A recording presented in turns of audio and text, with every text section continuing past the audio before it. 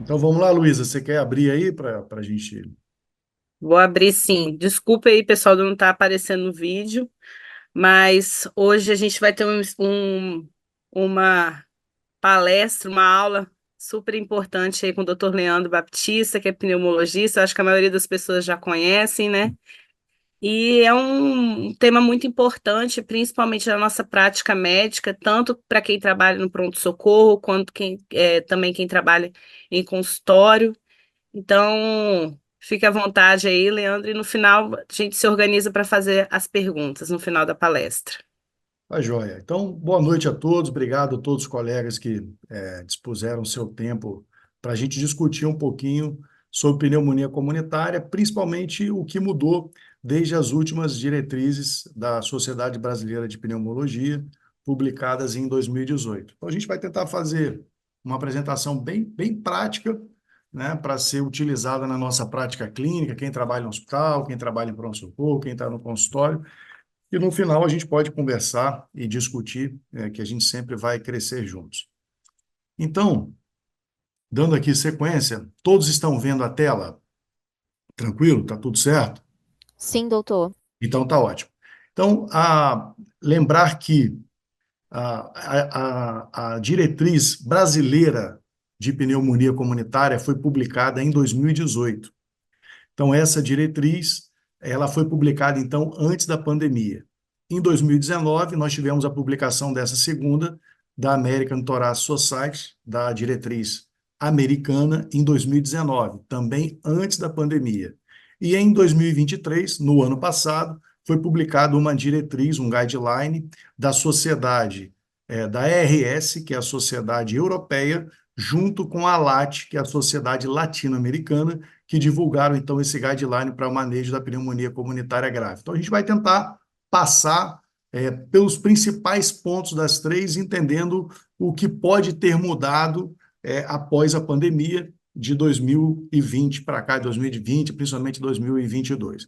Então, como eu sempre gosto de começar um caso clínico para a gente tentar exemplificar, esse caso clínico é um caso clínico que agora, do mês passado, de julho, que eu tive no consultório.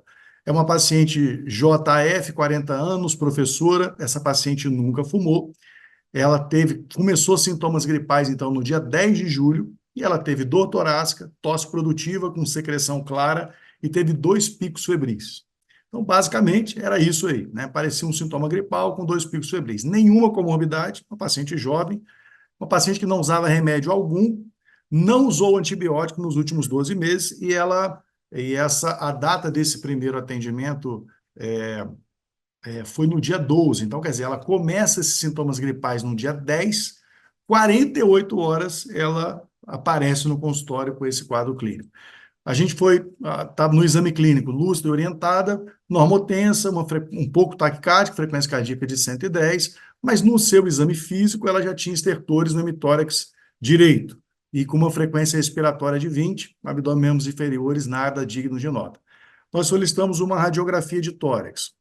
Essa radiografia de tórax, então, realizada no Hospital Unimed, no dia 12 de julho, em PA e perfil. E observem como é importante nós solicitarmos radiografia em PA e perfil. Então, aqui, coração, pulmão direito e esquerdo, mas observem aqui no lobo superior do pulmão direito, uma opacidade no lobo superior direito.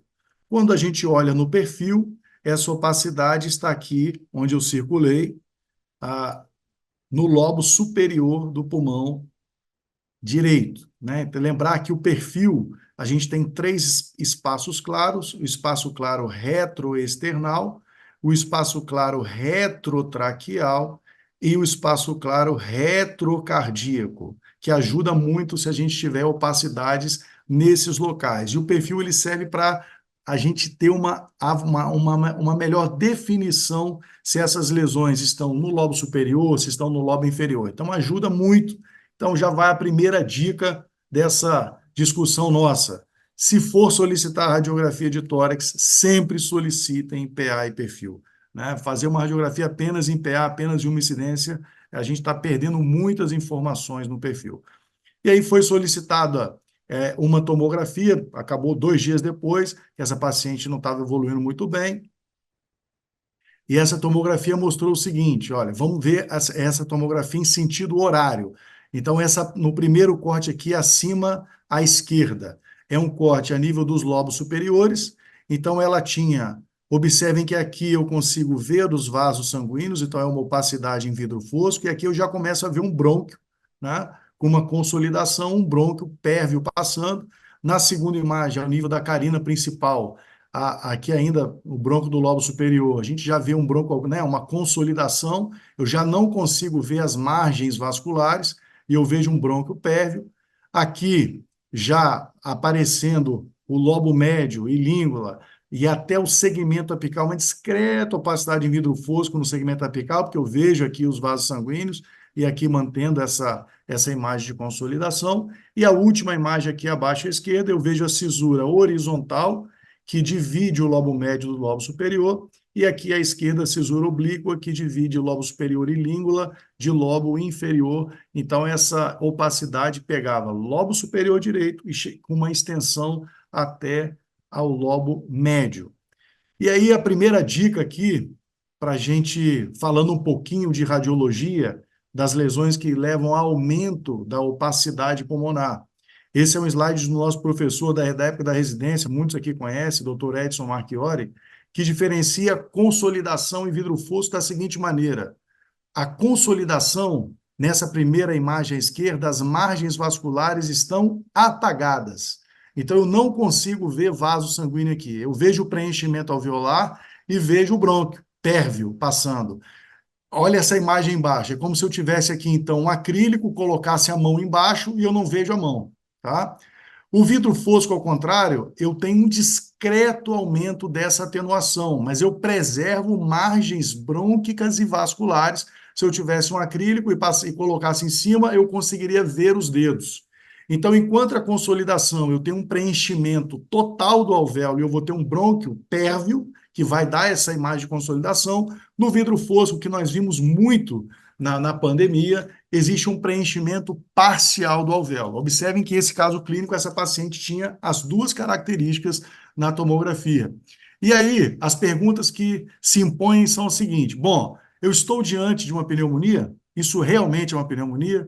Como eu trato? Eu trato ambulatorial ou trato hospitalar? Qual antibiótico eu vou escolher para essa paciente? Quanto tempo de duração eu vou fazer? E se eu tenho que fazer radiografia de tórax de controle? Então, a gente espera que ao final dessa aula a gente consiga responder essas perguntas. Aqui é um vídeo que eu quero mostrar como é o funcionamento do pulmão. Então, observe aqui, pulmão direito e esquerdo, qual é a diferença básica do pulmão direito para o esquerdo? Eu vou ter uma fissura ou uma cissura horizontal que divide aqui o lobo superior do pulmão direito do lobo inferior direito, tá? Perdão. Eu vou dividir aqui, então, lobo superior de lobo médio, tá? Então, a cisura horizontal divide lobo superior de lobo médio e aqui atrás eu tenho o lobo inferior. No pulmão esquerdo, então, o lobo superior e língula, que vão ter muito contato com o coração, eles não têm cisura. Observe, eu tenho apenas a cisura oblíqua, que vai dividir, então, lobo superior e língula de lobo inferior. Então, aqui a gente vai mostrar como é que funciona isso numa respiração normal. Aqui o pulmão inflando, né? Numa ínse expiração. E aqui eu estou dando um componente para a gente entender o que acontece, por exemplo, quando o paciente tem comorbidade, ele tem uma doença pulmonar obstrutiva crônica. Observem que existe um aprisionamento aéreo. Então, daí a complexidade se esse tipo de paciente tem uma pneumonia comunitária. A ventilação vai ficar muito mais complicada, o padrão respiratório. Quando eu tiro o parênquima pulmonar e começo a observar os brônquios, né, a árvore brônquica, a gente vai observando agora a complexidade e o tamanho da segmentação brônquica que nós temos nos dois pulmões. Nós temos 23 divisões, chegando aí até a bronquíolos terminais, até chegar no lóbulo pulmonar secundário, onde estão os alvéolos. Aqui eu tirei um pouco mais e eu consigo ver ainda melhor esses brônquios e o ar chegando no interior do pulmão. Aqui eu vejo o brônquio do lobo superior direito, o brônquio do lobo médio, que foi acometido naquele caso clínico, aqui o brônquio do lobo inferior, na esquerda, brônquio aqui do lobo superior e lobo inferior. Então, aqui é só para a gente ter uma noção um pouquinho da anatomia, como é a complexidade da anatomia pulmonar. E uma coisa fundamental quando a gente fala de pneumonia comunitária ou fala de qualquer doença que a gente esteja lidando é a importância da anamnese e exame físico. Então, esse quadro aqui é bem interessante, né? Quer dizer, o doutor, eu estou com muita dor nas costas, ele estava com uma faca nas costas, o doutor não bota a mão nele, não faz nada, não examina, vou pedir uma ressonância para descobrir o que que é. Então, é isso que a gente não precisa, né? Nós precisamos examinar o paciente, ter uma boa história clínica, que isso vai nos ajudar em muito na condução dos nossos casos. E por que duas incidências? Eu vou insistir da importância da radiografia em PA e perfil. Observe essa radiografia em PA, é uma radiografia que aparentemente não tinha muita coisa, mas quando eu olho o perfil, eu observo uma opacidade projetada sobre o coração e você tem uma discreta alteração à direita. Então, isso aqui era uma atelectasia de lobo médio que eu só consegui visualizar porque eu pedi duas incidências em PA e perfil, também uma imagem do Dr. Edson Marchiori. Aqui uma outra da importância do PA e perfil. Observe aqui que tem uma discreta, parece uma atelectasia laminar no lobo inferior do pulmão esquerdo, mas quando a gente faz o perfil, existe uma massa projetada lá atrás, posterior, no segmento basal posterior. Quando foi feita uma tomografia com reconstrução coronal, essa lesão, na verdade, não tinha nada a ver com a esquerda, era uma lesão que estava à direita, né, projetada posteriormente, e tratava de um carcinoma broncogênico. Então, primeira lição aqui, primeira coisa para a gente levar para casa, pediu radiografia de tórax, solicite em PA e perfil.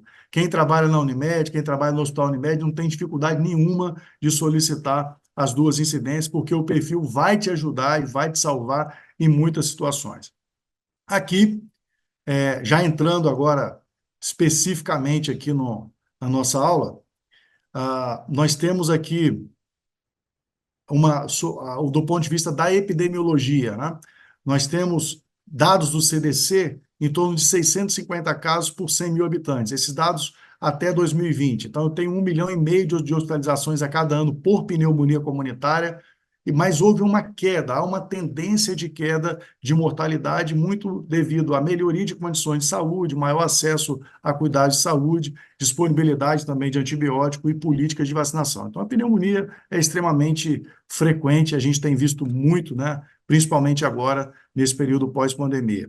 Esse estudo publicado no New England no ano passado coloca alguns fatores de risco para o desenvolvimento da pneumonia comunitária. Então, eu tenho idade avançada, quanto nos extremos de idade. Então, quanto maior, né, a partir de 60, 70, 80 anos, maior a possibilidade devido à imunossenescência, que é a queda, né, no nosso sistema imunológico. Isso acontece naturalmente com o avançar da idade. As doenças pulmonares crônicas, sejam elas asma, DPOC, bronquiectasia, pacientes diabéticos com doença cardiovascular, desnutrição, tabagismo, pacientes com infecções virais de trato respiratório superior, outras condições de imunossupressão, como neoplasias, como pacientes em uso de imunobiológicos e consumo excessivo de álcool. Então, todas essas condições, elas são fatores de risco para o desenvolvimento de pneumonia comunitária.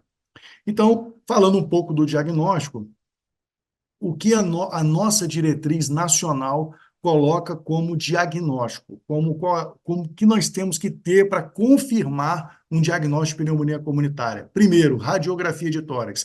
Então, aqui a primeira questão, não existe diagnóstico de pneumonia comunitária sem radiografia de tórax. Essa história que o paciente teve uma clínica, fez um raio-x, o raio-x está normal e fala que ele teve uma pneumonia. Então, isso é um erro conceitual importante que não deve ser cometido. Para eu dizer que tem pneumonia comunitária, eu preciso ter obrigatoriamente uma radiografia de tórax com alteração radiológica. Eu preciso ter uma anamnese e eu preciso ter um exame clínico. Nessa anamnese, quais são os sinais e sintomas? São sinais e sintomas de uma infecção do parênquima pulmonar. Então, esse paciente vai ter tosse, vai ter secreção, pode ou não ter febre. E no exame clínico, ele pode ter alterações na ausculta pulmonar, sejam estertores, sejam roncos, e recomenda-se a realização dessa radiografia na incidência PA e perfil. Então, isso está na nossa diretriz, isso está muito bem documentado nas diretrizes nacionais. Quando a gente pega esse último artigo, publicado no ano passado, que traz muitos conceitos das diretrizes americanas, ele também reafirma a importância da opacidade na radiografia de tórax ou tomografia em casos selecionados. Então, lembrar que a tomografia ela não é solicitada em todos os casos. A tomografia pode ser solicitada se houver dúvidas ou se houver algum sinal de complicação, mas de rotina, a radiografia de tórax em PA e perfil ela é suficiente na maior parte dos casos para a gente conseguir fechar esse diagnóstico. Os sintomas, que eu já falei, tosse, secreção, febre, sinais consistentes com doença do espaço aéreo, roncos, estertores no exame clínico e marcadores inflamatórios aumentados, principalmente procalcitonina ou proteína C reativa, que a gente vai falar um pouquinho mais adiante. Então, quando a gente fala em agentes etiológicos, até para, bom, confirmei o diagnóstico, eu tenho o diagnóstico, eu tenho história clínica, tenho exame físico, tenho alteração radiológica.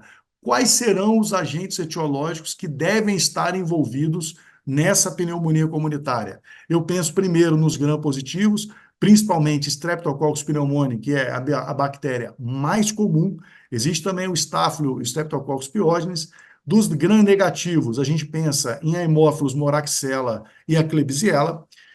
Dos germes atípicos, quando a gente fala de bactérias atípicas, nós estamos falando de 3 bactérias em especial, Legionella, Mycoplasma e a Clamidófila, né, que a gente chamava antigamente de clamídia, e os vírus que têm aumentado, todos os últimos estudos têm aumentado a importância dos vírus como causadores, como agentes etiológicos de pneumonia comunitária, principalmente vírus influenza, o SARS-CoV-2, vírus sincicial respiratório, parainfluenza, rinovírus, né, e outras coronaviroses.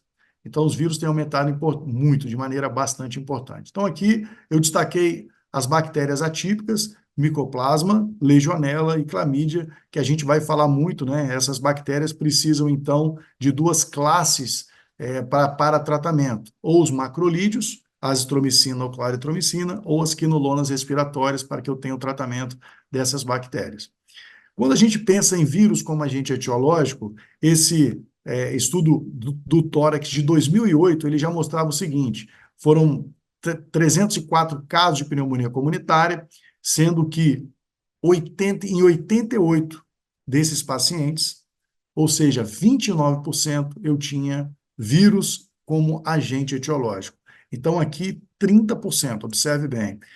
E aí nós temos o estudo EPIC, que é esse estudo publicado no New England em 2015. Esse estudo foi feito de janeiro de 2010 a 2012, mais de 2.259 pacientes com radiografias alteradas, 38%, em 853, esses 2.259, o patógeno foi detectado, e em 530 nós tivemos vírus, ou seja, 23%. Quando a gente olha aqui, né, os gráficos, o rinovírus, influenza A, foram mais frequentes que o Streptococcus pneumoniae, mostrando a importância da gente pensar também, né, nos vírus como potenciais agentes etiológicos. E quais são esses vírus? Aqui mostrando os principais vírus envolvidos: rinovírus, influenza A e B, o metapneumovírus, sincicial respiratório e o anterior. Eu vou voltar aqui para a gente lembrar o seguinte: influenza, vírus influenza, eu tenho prevenção, que é a vacina anti-influenza, e eu tenho o oseltamivir, que é quando a gente suspeita e quando você tem o isolamento, existe um tratamento específico. E o vírus sincicial respiratório, que é um outro vírus importante, né, que tem aparecido muito, né, nos últimos anos, nós não temos um tratamento específico, nós só temos uma vacina que pode ser utilizada na prevenção, e esse vírus ele causa alta morbidade e mortalidade, principalmente nos extremos etários, seja em crianças, seja a partir de 50, 60 anos. Então é importante a gente lembrar. Aqui os dados epidemiológicos, então, no Brasil, de 2022 a 2024, de alguns vírus. Em vermelho está o vírus sincicial respiratório. Observem que a frequência de isolamento em suaves nasais, em PCRs, né, no painel viral, foi muito semelhante ao vírus influenza e ao SARS-CoV-2. Então, é importante a gente lembrar também no vírus sincicial respiratório e, principalmente, indicar a prevenção, que a gente vai comentar um pouquinho mais adiante. E qual é a complexidade da questão dos vírus? Observem que aqui um slide cedido aqui pelo professor da Unifesp, mostrando o seguinte, que eu tenho uma tomografia com opacidades em vidro fosco, os vírus eles dão esse padrão de vidro fosco, mas no primeiro caso eu tenho SARS-CoV-2, no segundo caso influenza e no terceiro caso CMV. Então é extremamente difícil para o radiologista ou para o pneumologista pensar num agente etiológico apenas pelo padrão tomográfico ou radiológico de apresentação. A gente precisa realmente pensar na possibilidade que pode ser vírus e solicitar um painel viral. E aí, bom, então eu estou diante de um caso de pneumonia, eu tenho anamnese, tenho exame físico, tenho radiografia. Pensei nos meus agentes etiológicos. Pensei na bactéria mais comum, que é o Streptococcus pneumoniae, pensei nos atípicos, se tiver um contexto clínico adequado, pensei no vírus. Bom, tenho o diagnóstico na minha mão. E agora? Eu vou tratar ambulatorial ou eu vou internar esse paciente? Então, existem inúmeros scores prognósticos divulgados na literatura. Então, a gente tem o CURB-65, que a gente vai comentar agora, a gente tem o SCOPE, o ESCAPE, que é muito comum, tem o PSI também, que é um índice bastante utilizado, só que o PSI ele tem 20 domínios, é um score mais difícil de ser aplicado na prática clínica. O CURB-65, ao contrário, é extremamente simples. O CURB, o C é de confusão mental, para saber se esse paciente teve ou não, o U é de ureia, acima de 50, o R de frequência respiratória, acima de 30, o B de blood pressure, de pressão arterial, abaixo de 90 por 60, e o 65 de 65 anos. Então, se o paciente não pontua aqui, nesses 4 fatores, nós estamos com uma mortalidade baixa e esse paciente é candidato a tratamento ambulatorial. Se ele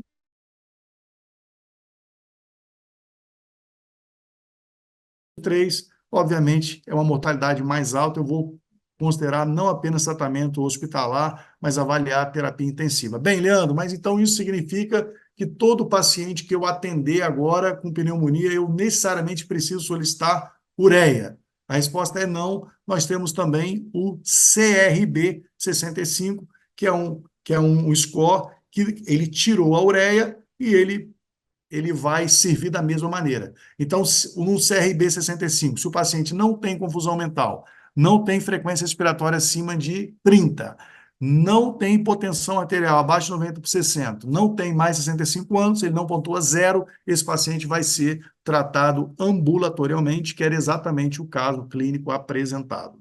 Então, lembrar que é sempre bom a gente aplicar um índice prognóstico para nos ajudar na decisão entre o tratamento ambulatorial ou hospitalar. Então, falando um pouquinho agora de tratamento, o que essa é a diretriz americana, o guideline da Sociedade Americana, que colocou o seguinte: os pacientes com menos de 65 anos, sem comorbidade, sem uso recente de antibiótico, sem fator de risco para resistência e sem contraindicação ou alergia, são pacientes que poderiam ser tratados com amoxicilina ou amoxicilina mais clavulanato, ou doxiciclina ou macrolídeos. O americano usa muito doxiciclina, né, que é uma eritromicina, né, que a gente não tem muito esse hábito de usar aqui. Mas eu quero destacar o seguinte: essa diretriz, ela é antes da pandemia, de 2019. O que aconteceu com a pandemia? Houve um uso, né, imenso de macrolídeo. E a gente já sabia que o que ia acontecer, ia ocorrer um aumento na resistência aos macrolídeos. Macrolídeos, azitromicina, claritromicina para a gente aqui.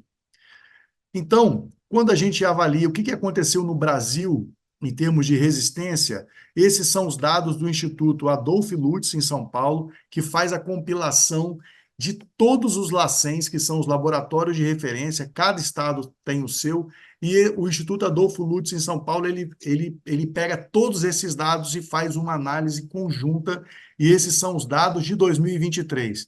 Então, vamos ver o que aconteceu com a resistência a ceftriaxone e macrolídeos. Então, principalmente para os pacientes a partir de 50, 59 anos ou acima de 60 anos, a gente observa que a resistência à ceftriaxona ela é bem pequena. Ao contrário, quando a gente olha, por exemplo, a resistência à eritromicina, né, nós estamos aqui, pessoal, com 42%, 43%. Então, nós tivemos um aumento substancial de resistência aos macrolídeos após a pandemia.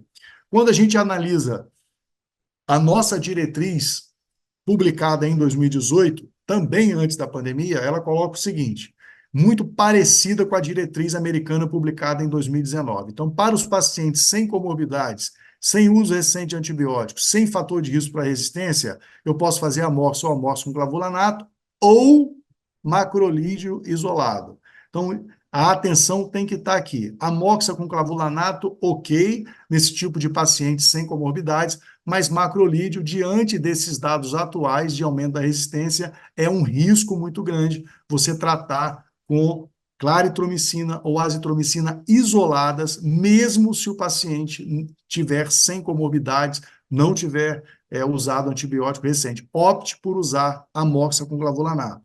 Para os pacientes com fator de risco para resistência, com doença mais grave ou que usou antibiótico recente, eu posso fazer amorço com clavulanato e eu associo o macrolídeo, ok? Então, eu só vou utilizar o beta-lactâmico isolado se o paciente não tem comorbidade e não usou antibiótico recente. Se esse paciente tem fatores de risco, tem comorbidades, utilizou antibióticos recentemente, eu preciso fazer a associação de amostra com clavulanato com macrolídeo. Mas e a quinolona respiratória, que pega bem o pneumococo e pega bem os atípicos? A quinolona respiratória, ela tem sido mais utilizada para casos selecionados, para casos de alergia, para casos de maior gravidade. Não seria a primeira opção, até pelo potencial também riscos de efeitos colaterais com as quinolonas respiratórias, lembrar, né, de confusão mental, principalmente nos idosos, e aqui eu tenho principalmente levo e moxifloxacin.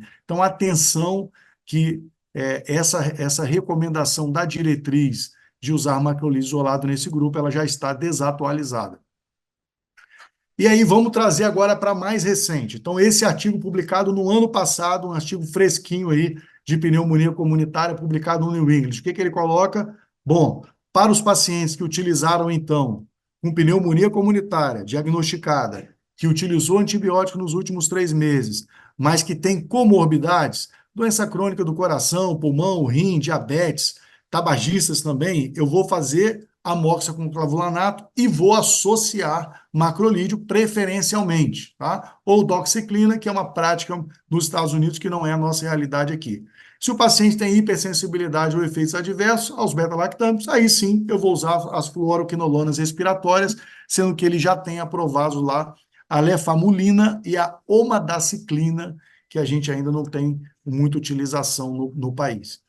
Nos pacientes internados, o que eu vou fazer no tratamento internado? Então, no tratamento internado é uma cefalosporina de terceira geração, uma ceftraxona, ou ceftaxina, ou ampicilbactam, associada a uma azitromicina ou claritromicina, tá? Nos pacientes internados de UTI, sem risco de pseudomonas, vocês percebem que é muito parecido, né? A opção aqui seria também associar a quinolona respiratória. E aí, quanto tempo de tratamento? Em torno de 7 a 10 dias. A tendência hoje muito grande é a gente encurtar cada vez mais o tempo de tratamento. Então, e a procalcitonina poderá ser também utilizada para isso, a gente vai comentar em seguida, tá? Então, a gente vai deixar 14 dias apenas nos casos de muita complicação. E aqui eu quero destacar uma coisa importante para vocês levarem dessa apresentação. Não associar levo e azitromicina. Infelizmente, a gente pega vários casos de tratamentos ambulatoriais com prescrição de levofloxacin e azitromicina. Lembrar que levo vai cobrir bem o pneumococo e os atípicos. Azitromicina vai cobrir a mesma coisa. Então, eu estou dando 2 antibióticos para cobrir os mesmos germes. Então, essa associação não deve ser feita, não deve ser realizada, ok? Então, vamos lembrar disso aí para a gente não prescrever. É um ou o outro, ou isolado ou associado, como a gente acabou de ver. Bom, o guideline da ERS, que é a Sociedade Europeia, com o guideline da ALAT. O que eles vão comentar aqui? que eles sugerem a adição de macrolídeos não fluoroquinolonas aos beta-lactâmicos como terapia empírica nos pacientes hospitalizados com pneumonia comunitária. Então, mais uma evidência mais recente, sugerindo que naquele paciente hospitalizado eu vou optar, então, por um beta-lactâmico, pode ser a ceftriaxona, pode ser a clavulanato, associado, então, ao macrolídeo, azitromicina ou claritromicina, e o tempo de uso desse macrolídeo é em torno de 3 a 5 dias. Atualmente, a gente tem feito 5 dias. Bom, aí vem uma dúvida, mas se eu vou usar beta-lactâmico, e eu vou, então, associar uma droga, mais um segundo antibiótico para cobrir atípico, e você me diz que levo também, cobre os germes atípicos, por que não associar beta-lactâmico e levofloxacin, por exemplo, do que fazer o beta-lactâmico associado à azitromicina ou à claritromicina? A questão é que quando eu comparo a associação de fluoroquinolona com macrolídeo, associado aos beta-lactâmicos, se constata uma redução na mortalidade, necessidade de suporte ventilatório em pacientes tratados com macrolídeos versus fluoroquinolonas. Então, é feita uma recomendação para a associação de macrolídeos e não contrário à associação com fluoroquinolonas, e existe uma taxa de mortalidade menor quando eu uso beta-lactâmico macrolídeo em relação a beta-lactâmico e quinolona respiratória, ok? Então, se eu for associar, é preferível que eu faça beta-lactâmico com macrolídeo do que beta-lactâmico com fluoroquinolona. E aí vem uma outra questão que é importante a gente discutir, é o seguinte: quantos dias de tratamento? Então, esse trabalho mostrou o seguinte: tratamento estendido, quando eu vou considerar o tratamento estendido? Em pacientes imunocomprometidos, com infecções comprovadas por pseudomonas ou empiema, e coloca uma duração mínima de 5 dias. A nossa diretriz coloca 3 situações. A PAC, a pneumonia comunitária de baixa gravidade, eu estou autorizado até a fazer 5 dias de tratamento. Aquela que tem moderada a alta gravidade, 7 a 10 dias, aqueles casos que vão para o hospital. E o tratamento estendido até 14 dias, quando eu tiver, por exemplo, esses germes, pseudomonas, quando eu tiver empiema, quando eu tiver outras complicações. Procalcitonina eu já vou comentar rapidamente agora nesse slide. Bom, a pergunta é: a procalcitonina pode reduzir o tempo da antibiótico terapia? Então, antes de entrar na recomendação, eu quero lembrar o seguinte: a procalcitonina, ela é produzida onde? Ela é produzida dentro do parênquima pulmonar em resposta a toxinas bacterianas e a citocinas inflamatórias. Então, as infecções virais, elas têm pouca capacidade de gerar aumento na procalcitonina, ao contrário das infecções bacterianas. Então, a procalcitonina ela tem uma alta especificidade para o diagnóstico de infecções bacterianas. E uma outra vantagem é que a procalcitonina ela se eleva precocemente, em torno de 2 horas após uma infecção bacteriana. A proteína C reativa ela é produzida nos hepatócitos, produzidas pelos linfócitos, monócitos e até placas ateroscleróticas. E a proteína C reativa, ela aumenta em qualquer infecção, seja infecção viral, bacteriana ou micobacteriana. Lembrar que na tuberculose nós temos proteína C reativa elevadíssima. E a proteína C reativa, ela demora 48 horas para começar uma elevação a partir da infecção. Então, quando eu considero especificidade de infecção bacteriana, eu preciso pensar em procalcitonina. E o que as diretrizes falam a respeito disso? Bom, essa é a diretriz europeia publicada no ano passado, que coloca o seguinte, que sugere o uso da procalcitonina para reduzir a duração do tratamento dos pacientes com pneumonia comunitária. Então, naquele paciente que está estável e que eu preciso definir se eu vou fazer 5 ou 7 dias, a procalcitonina seria um excelente exame para eu definir se houve uma queda ou ela está praticamente dentro da normalidade para eu avaliar a suspensão do antibiótico. Então, além do diagnóstico, ela vai me ajudar a definir o tempo de terapia, tá? E aqui falando um pouquinho agora de uma outra situação, que é a pneumonia comunitária nos pacientes internados, já com fator de risco para pseudomonas. Então, aqueles pacientes com colonização prévia, com infecção por bacilo gram-negativo. O que eu vou fazer, então? Aqueles pacientes que também utilizaram antibióticos nos últimos 3 meses, que têm doença pulmonar estabelecida, como DPOC, bronquiectasia, que exacerbam com frequência, que vão muito ao pronto-socorro. Então, é muito comum os colegas estarem diante desses casos. Os pacientes que vão muito, são superutilizadores, que exacerbam muito, que já foram 2, 3 vezes no último ano ao pronto-socorro, que já usaram antibiótico previamente. Então, para esses pacientes, eu preciso pensar na possibilidade de pseudomonas. Pensei em pseudomonas, eu preciso fazer um beta-lactâmico com ação anti-pseudomonas, que seria piperacillin, tazobactam, cefepime, que é a nossa cefalosporina aí de 4ª geração, a ceftazidime, a cefa de 3ª, ou os carbapenêmicos, imipenem ou meropenem, e associados aqui, como eu estou diante de um caso pneu comunitário, associaria também nessa diretriz com os macrolídeos, tá? Quando eu penso nos fatores de risco forte para o estáfilo MRSA, né, principalmente, quais são? Né, colonização ou infecção, já isolamento de cocos gram-positivos, e aqui então, temos outros fatores de risco, como uso prévio de antibiótico, doença do tipo influenza, cavitação, empiema, doença renal crônica, além dos beta-lactâmicos, eu vou precisar também lançar mão de vancomicina ou linezolida. Essa é a diretriz europeia junto com a LAT. E uma coisa importantíssima que eu acho que a gente tem que trazer para essa discussão, que a gente tem visto muito, é o seguinte: bom, eu faço corticoide ou não, né? O que nós temos visto, pessoal, meus colegas, é uma prescrição assim exagerada de corticoide sistêmico para os casos de pneumonia comunitária. Parece que a gente ainda não saiu da pandemia de Covid-19, onde a gente tinha a bala de prata, que era o corticoide sistêmico. Mas a pandemia já acabou e, infelizmente, o hábito da prescrição do corticoide ele continua muito forte. Mas na pneumonia comunitária, qual é a recomendação? A recomendação é usar corticoide apenas em caso de choque séptico. Está aqui a diretriz europeia do ano passado, de 2023, e se for usar, a opção seria usar metilprednisolona, 0,5 miligramas por quilo a cada 12 horas por 5 dias. Então, atenção, não é para ficar fazendo corticoide, principalmente para os casos ambulatoriais, sem gravidade, não se justifica o uso de corticoide sistêmico para esses pacientes. Tá? Aqui é a diretriz da American Thoracic Society também, né, que não recomenda o uso rotineiro de corticoide para casos não graves e que reforça o uso, então, como a Surviving Sepsis nos casos de choque séptico refratário.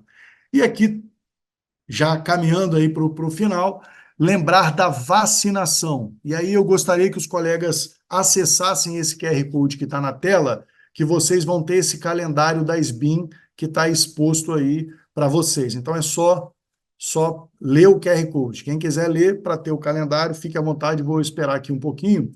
E aqui estão recomendadas as vacinas para os 60 a mais, né? Muito melhor do que falar idoso. Então é 60 a mais. Nós temos com uma longevidade importante.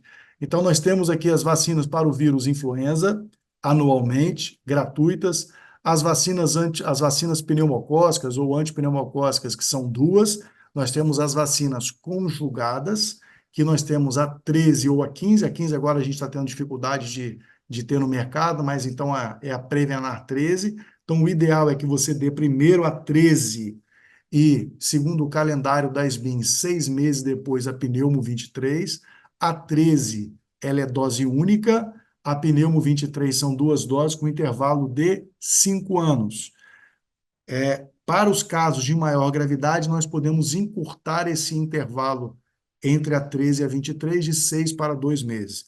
Temos as vacinas também contra a herpes zoster, a DTPA, que é a tríplice bacteriana, difteria, tétano, coqueluche, hepatite B, e a vacina contra o vírus sincicial respiratório, indicada para pacientes a partir de 60 anos, principalmente aqueles com comorbidade. Qual é a complexidade que temos? Nem todas essas vacinas estão disponíveis no SUS.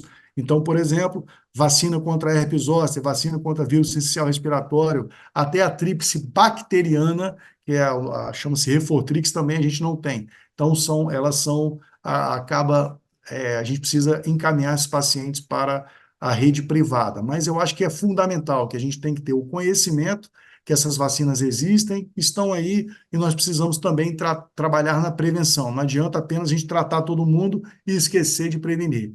E, infelizmente, a gente está com uma cobertura vacinal mínima agora para a influenza, né? Então, há um temor desenfreado da população de que vai tomar vacina de Covid junto. Então, a gente está vendo aí uma cobertura vacinal pequena e, com isso, as infecções respiratórias estão aí com uma prevalência muito grande. Então, espero que todos tenham acessado aí o QR Code. Então, voltando aí para o nosso caso clínico, para finalizar a nossa apresentação, voltando aqui, relembrando, né, o caso clínico que eu apresentei lá no início. Então, essa paciente professora, 40 anos, começou sintomas gripais no dia 10, teve dor torácica, tosse produtiva, secreção clara, 2 picos febris, é uma paciente sem comorbidades, não usa remédio algum, não utilizou antibiótico nos últimos 12 meses, né? E foi avaliada 2 dias após. No seu exame clínico, vamos pensar aqui no nosso CUB 65. Luz orientada, não tem confusão mental, a frequência respiratória dela de 20, normotensa, e é uma paciente de 40 anos. Então, se eu pensar no CRD 65, ela tem 0 ponto. Então, se tiver pneumonia comunitária, eu vou considerar, então, um tratamento ambulatorial. A radiografia de tórax dessa paciente que a gente já mostrou, que tinha aquela opacidade aqui no lobo superior do pulmão direito e no perfil projetada aqui no lobo superior. Então, conduta. É uma pneumonia? Sim. Por quê? Essa paciente teve clínica, teve exame físico, teve uma alteração radiológica. Foi feito o tratamento ambulatorial hospitalar, ambulatorial, essa paciente tinha 0 ponto, né? Qual antibiótico? Como era uma paciente jovem sem comorbidades, eu estou autorizado a fazer amox com clavulanato. Estaria errado se eu prescrevesse amox com clavulanato mais tromicina? Não, não estaria, mas você está autorizado pelas diretrizes fazer apenas beta-lactâmico nesse caso em especial. Suponha que eu estou diante de uma paciente de 80 anos, hipertenso, diabética, DPOC grave, que fez exatamente essa opacidade, com certeza eu associaria aqui o macrolídeo. Duração de tratamento, em torno de 7 dias. Radiografia de tórax de controle, importante fazer, lembrar que não se solicita radiografia de tórax de controle ao término do antibiótico. O paciente melhora clinicamente, mas existe uma resolução lenta de imagem e eu preciso, então, aguardar 2 a 3 semanas após o término do antibiótico para solicitar um controle radiológico. Então, não adianta, né, o paciente acabou de fazer o antibiótico, eu ter aquela ânsia de radiografar imediatamente para avaliar. Isso é apenas um fator confundidor. Então, aguardem pelo menos 2 semanas. Então, o que levar para casa para a nossa prática clínica dessa apresentação? Primeiro, boa anamnese, exame físico. Se eu tiver uma boa anamnese, exame físico, eu vou estar na cara do gol, né? A radiografia de tórax, sempre que for solicitar, solicite em PA e perfil. A gente mostrou alguns casos aqui da importância da radiografia em PA e perfil. A tomografia de tórax em casos selecionados, não é para sair tomografando todo mundo. Lembrar dos vírus como potenciais agentes etiológicos, né? E principalmente quando a gente estiver diante de internação hospitalares, talvez o painel viral vai nos ajudar bastante. A procalcitonina vai nos ajudar e muito, tanto para corroborar diagnóstico quanto para nos ajudar em relação à duração de tempo de tratamento. A escolha correta dos antibióticos, dose adequada e duração de tratamento também adequado. E lembrar que não há indicação de corticoide oral em casos ambulatoriais. E a vacinação de acordo com o calendário da SBIM, que a gente já deixou o QR Code aí para vocês escanearem, tá bom? Então, pessoal, esses aí são os meus contatos. Acho que já falei pra caramba e eu vou passar aí para a Luísa para fazer as suas considerações. Se tiver alguma pergunta também, a gente fica à disposição. Bom, primeiro, parabéns, né, Leandro, pela aula, muito bom. Eu vou deixar o link, gente. O Leandro falou desse site da SBIM. Eu falo que eu sou fã desse site da SBIM, porque além de ter todo o calendário vacinal de 60 mais, ele tem um calendário de todas as idades. Então, tem as vacinas que são fornecidas pelo SUS e também as que são fornecidas pelo Luísa, seu áudio fechou. Hã? Luísa, seu áudio fechou. Vamos lá, vou falar de novo.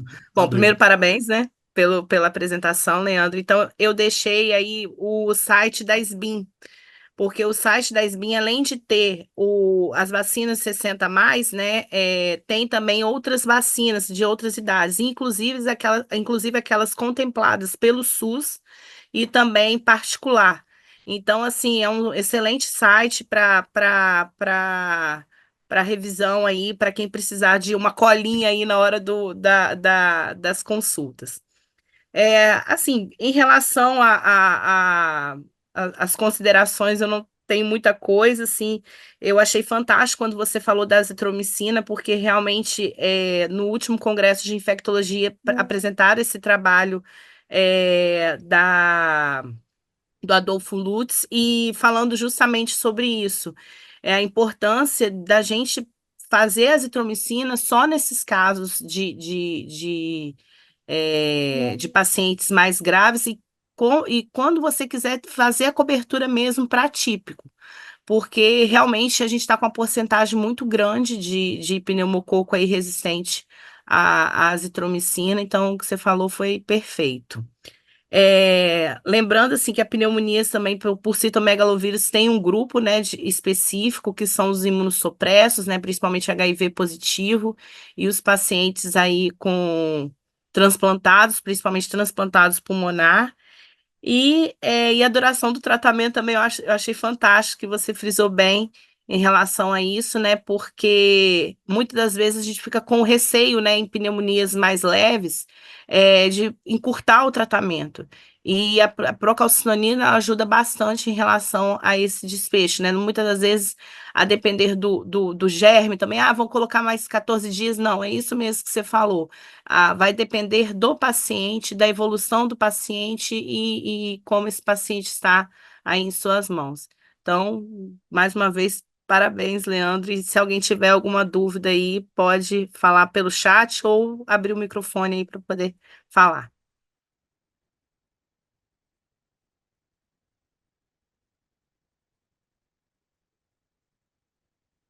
Ninguém?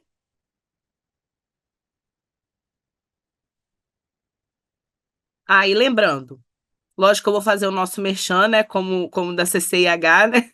Não vou deixar todas as palestras que envolvem algum tipo de infecção. Nós temos o nosso protocolo, tá, gente? O protocolo de infecção dentro do nosso MVPEP.